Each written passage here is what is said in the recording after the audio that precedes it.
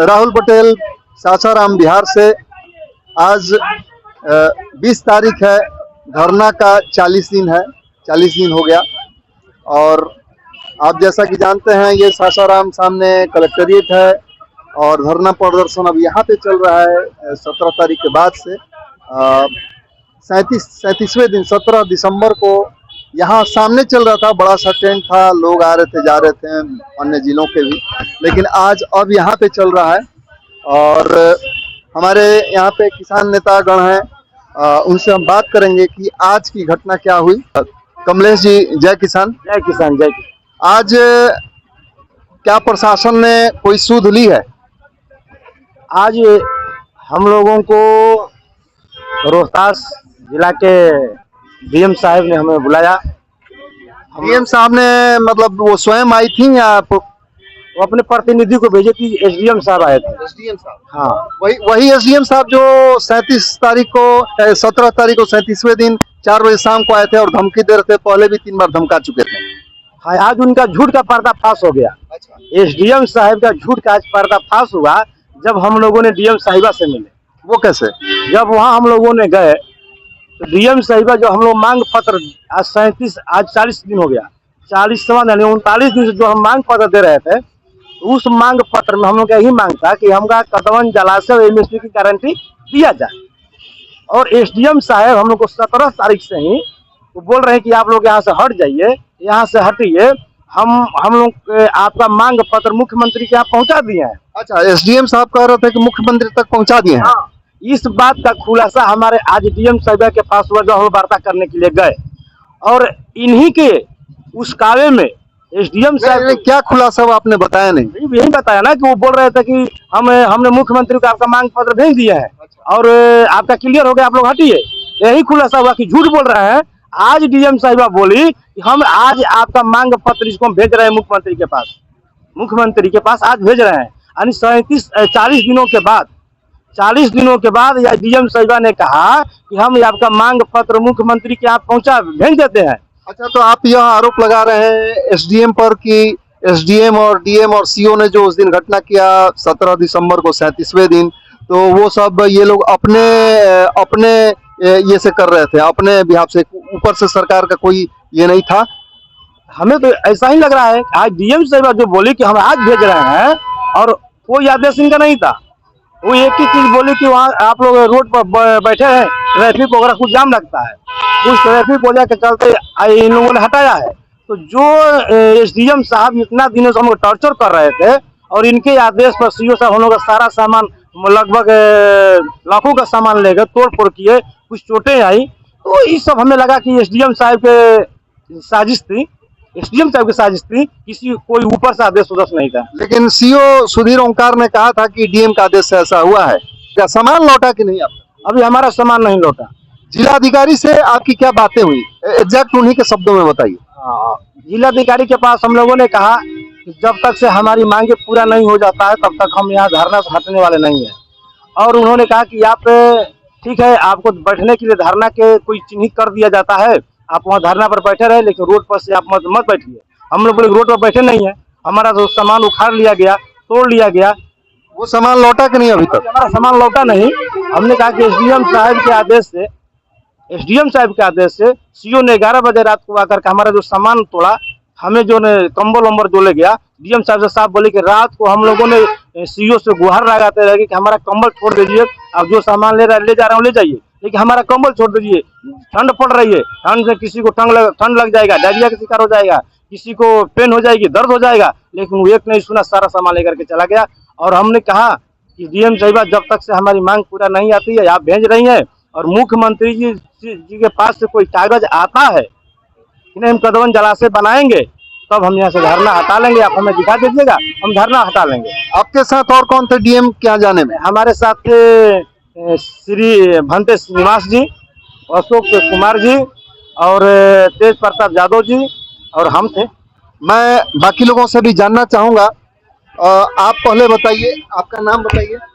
अशोक कुमार नाम हुआ है। आप डीएम से मिलने में प्रतिनिधिमंडल में आप भी थे, क्या बातें हुई? बात हुई, जलाशय परियोजना संबंधित बातें हुई और उसका जवाब हमारे साथी कमलेश जी ने दिया। सारी चीज़ों के बारे में, लेकिन हमको जैसा लगा जिलाधिकारी से बात करने में कि जो तौर तरीके से बात करनी चाहिए वो नहीं कर पाई है। वो जो बोले कि परमिशन के बिना आप लोग कैसे बैठ गए, हम भी बताना चाह रहे हैं कि आज तक तो ऐसा हमने कभी नहीं देखा। हाल ही कल देखिए संसद भवन में प्रदर्शन हुआ, विधान परिषद परिसर में प्रदर्शन और धरना पर बैठते हैं लोग, जिला मुख्यालय के समक्ष धरना पर बैठते हैं। ये आज नहीं शुरू से है और तभी बैठा जाता है जब हम लोगों का लोकतांत्रिक अधिकार दिया गया है।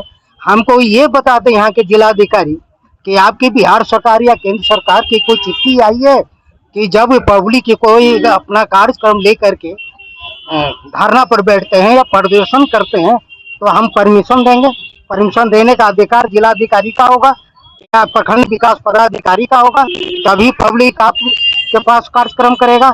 ऐसे दिखा दी चिट्ठी हमको तभी हम मानेंगे। अब ऐसे ही बोलते हैं कि बिना परमिशन के आप लोग धरना पर बैठ गए, ये अजीब सी बात है और ये कोई तरीका की बात नहीं है। टेंट जो उन लोगों ने हटाया, मारपीट की, मोबाइल छीना और अभी तक टेंट का समय, उस पे उन्होंने कुछ बोला क्या? उसमें बोला कि ठीक है जो अभी गया हुआ है सो वापस हो जाएगा। वापस कहाँ, कौन करेगा? कुछ आपने, उन्होंने आश्वासन दिया, फिक्स कहा? नो फीस सब कुछ नहीं कहा, लेकिन वापस हो जाएगा। हम लोग भंते जी से जानना चाहेंगे क्या हुआ था वहाँ? आप भी प्रतिनिधि मंडल में थे? जी हाँ, ये हुआ कि हम दिवा देंगे, सब सामान चोरी गया है 17 तारीख को, लेकिन कोई खास आदमी का नाम नहीं बताए। चोर तो सीओ सुधीर ओंकारी है, अगर चोरी की बात है तो चोर तो वही है। तो और उन्होंने कहा भी था, एक्चुअली किसी अखबार में शायद छप के आया था कि पटेल धर्मशाला में वो सामान लौटा दिए, जबकि ऐसा हुआ नहीं। ऐसा हुआ नहीं, झूठ बोलते हैं। हम लोग जानना चाहेंगे संस्थापक रामाशंकर सरकार से कि उनका निष्कर्ष क्या है और उनका जो रिजोल्यूशन है कि क्या करना चाहेंगे आगे। पहले निष्कर्ष हम लोग जानना चाहेंगे, आज जो मीटिंग हुई उसका निष्कर्ष क्या, आप क्या सोचते हैं इसके बारे में? मेरे समझ से तो इसका कोई निष्कर्ष नहीं निकला। अभी घाल मिल कर रहे हैं। जिस तरह से कदवन जलाशय परियोजना में केवल कागज पर काम हो रहा है और कागज पर पैसा का गबन हो रहा है, उसी तरह से ये लोग इस घटना का लिपापोती लोग कर रहे हैं।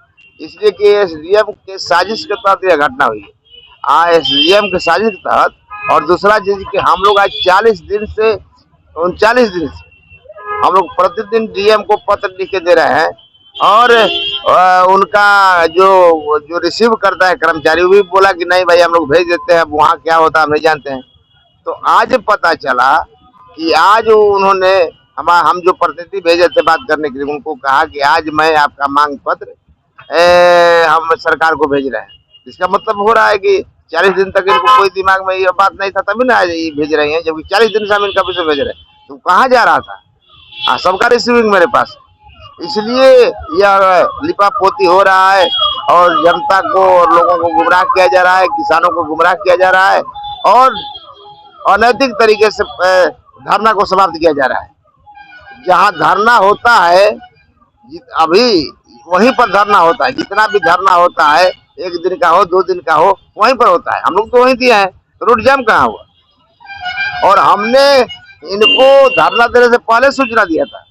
सूचना देना है, सूचना मैंने दिया था, डीएम को भी दिया था, एसडीएम को भी दिया था। और 1 महीना 7 दिन के बाद इनको याद पड़ा कि रोड जाम हो रहा है। अभी हम लोग बैठे हैं, देख रहे हैं अम्बेडकर जी के मूर्ति के पास, यहाँ ठेला लगा हुआ है रोड के किनारे, यह जाम नहीं हो रहा है। लेकिन हम लोग जो है वहाँ रोड के एकदम अतु में बैठे हुए थे, जहाँ गाड़ी का जहाँ गाड़ी लगाया जाता है, पार्किंग होता है, पार्किंग की यहाँ व्यवस्था फिर भी नहीं है, फिर भी हम लोग पार्किंग में बैठे हुए थे, जहाँ कहीं रोड जाम नहीं था, रोड तो उससे कोई मतलब नहीं था। हम लोगों के आगे पीछे चारों तरफ रोड पर लगा के घूम रहे हैं, गाड़ी वाला लगा के घूम रहा है, सब लोग बैठ के उसे लगा देता है। हम लोग देख भी सकते हैं वहाँ पे हमेशा ठेला लगा रहता है, गाड़ियाँ लगी रहती हैं। ऐसा नहीं है कि वहाँ पे पहले से जाम नहीं रहता है, वहाँ पे पहले से वहाँ चीजें रहती है।